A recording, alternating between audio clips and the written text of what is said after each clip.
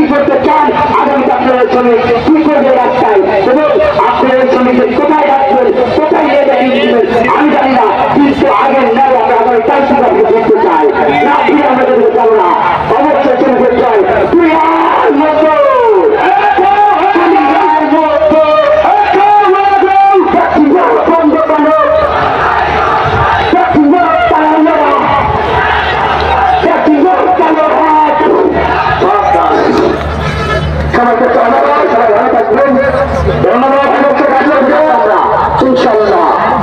ধন্যবাদের মধ্যে মূল্যবান বক্তব্য রাখার জন্য আমাদের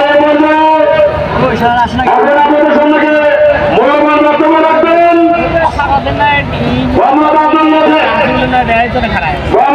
লতিফ মূল্যবান বক্তব্য রাখবেন। আপনার সময় 5 মিনিট।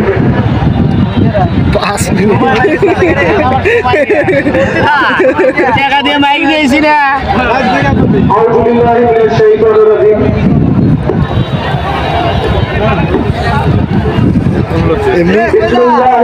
এমনি মাওলানা মাহফিলে যদি হয় তাহলে সময় দেয় আধা ঘন্টা 20 মিনিট 30 মিনিট, এখন 5 মিনিট। আমার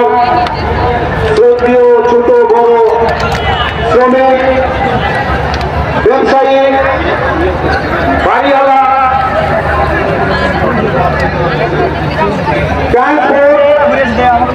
যত লোক এই জায়গায় বা আমরা এই অনুষ্ঠানে সমবেত হয়েছি সবাইকে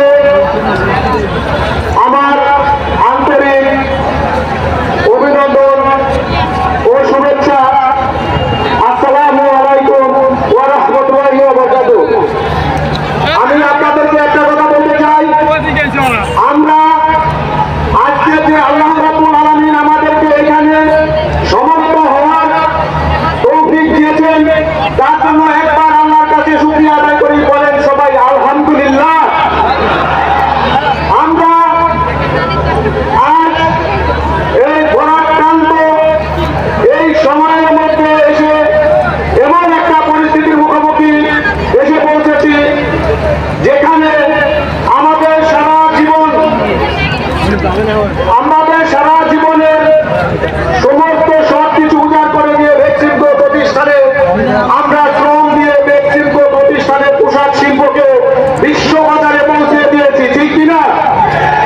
আজকে তার ফায়দা সবাই লুটছে আর আমাদের করছে লাঠি। আমাদের দেশের পোশাক যখন বিদেশে যায় সেখানে লেখা থাকে মেড ইন বাংলাদেশ, সবাই বাহবা দেয়, আমাদের গর্বে মুখ ভরে ওঠে।